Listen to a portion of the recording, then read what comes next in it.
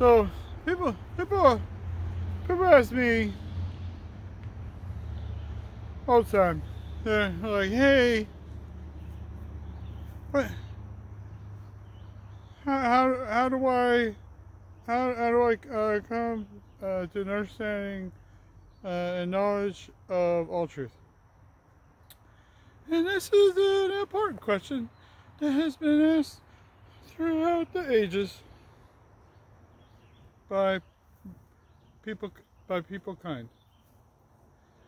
And perhaps the most important thing that you need to understand is there is you're yourself.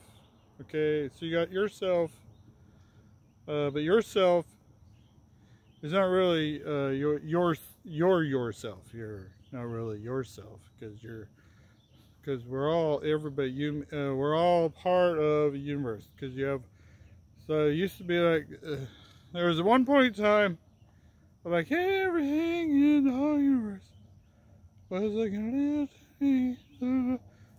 tiny as big as that. It's this little tiny, like you imagine the smallest thing, and it was smaller than all the smaller, but it was like everything was like in this little thing is small, and then all of a sudden, so like everything was just hanging out being nothing. There was a lot of nothingness, and then the nothingness started thinking, hey, you know, it's really hard to be nothing without having something to compare to our nothingness. And so nothingness is like,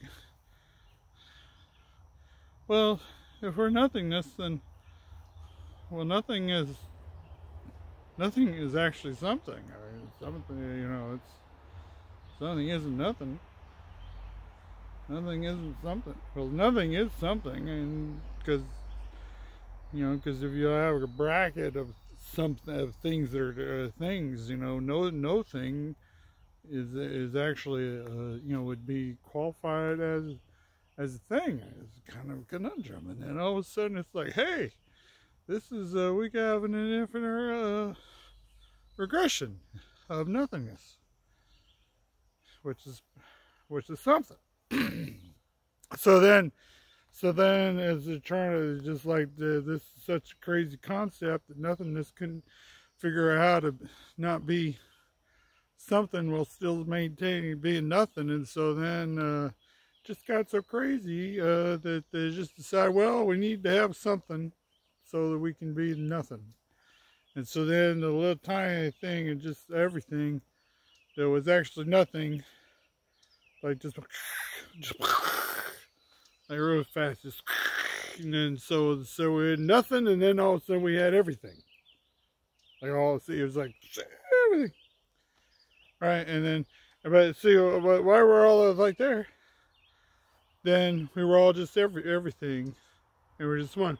And just because you add, you know, space and time, and all that stuff. Just because we got a lot of space doesn't mean that we're not still everything, like every little thing is all still like everything. So like you're still part of the universe. So we're all part of the universe. But, well, what I'm trying to say is that we're all one. But you can't, don't try to come stay at my house because I haven't got room for you. I mean, you're still one with the universe. I'm one, so we're all one with the universe, but we can't all, you know, hang out in the same place because that, especially with, you know, everything going on, can't, you gotta, so you gotta keep so like we're one, but we're not. Okay. All right, so what I'm trying to say is that like if you like you're feeling bad and you're just like, oh, I don't feel like I belong. Well, it's you do belong, but it's just the fact that everybody else belongs too. Then it's not all that special to belong to like everything.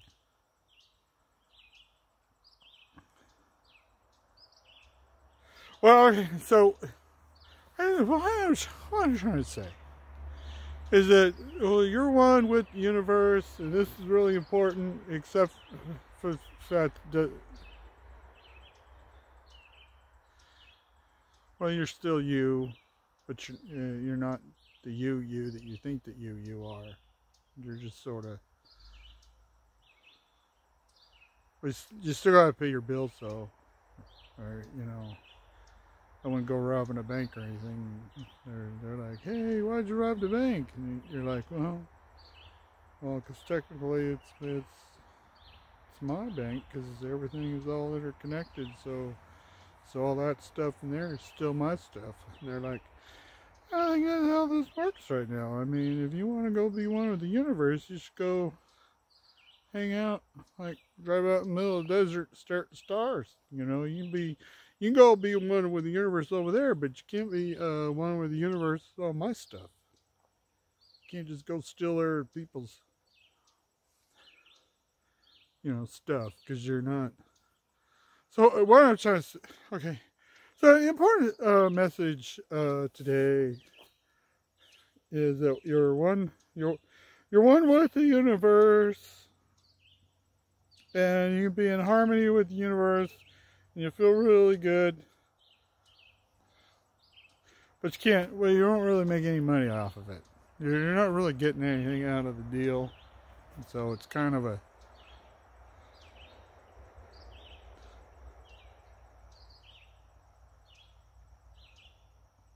Kind of a bummer in that respect. I mean, it's cool when you bring it up with other people. It seems like you're pretty smart because it's like, hey, we're all one with the universe, and they're like, I never heard that before. That's pretty crazy. But I understand that your reasoning and logic is solid, and that's pretty amazing. And you write books about it and stuff. People will say, this changed my life and my perspective and understanding of all knowledge. But when it really comes down to it, just, I guess what I'm, because like they say, hey, you're made from the same stuff as the stars. But it sounds pretty cool, but like, there's pond water back there. There's all that junk in the pond. Yeah, that's made from stardust too, so it's not all that impressive. So it's like, hey, that sounds amazing, amazing, but you're pretty much, well, you're made of stardust, but the stardust also constitutes pond scum. So, I mean, I'm not saying that you're pond scum. I'm just saying you're no different than the pond scum. That's all I'm saying. So I hope that this has been insightful and interesting, and it has brought you a very important perspective and understanding. So, in conclusion, the important message that we've learned here today is that you're really special, in that the same sense that everybody else is pretty special. So it means that no one's really all that special, because like when your standard for being unique is you're just like everybody else, then you're not really all that unique. So